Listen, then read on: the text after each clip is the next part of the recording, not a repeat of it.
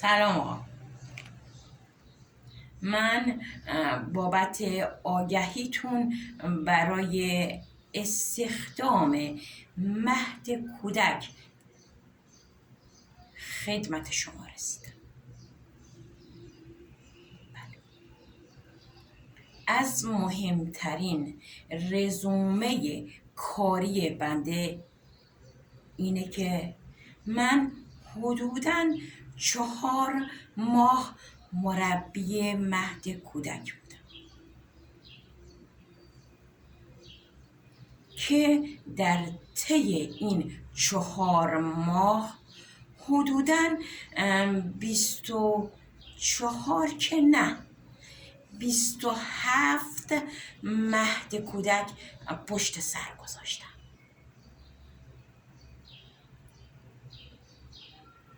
نه آقا، اشتباه نکنید، من از این 27 مهد کودک اخراج نشدم که،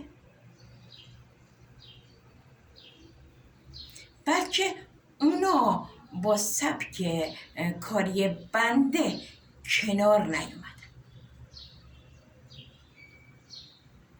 بله،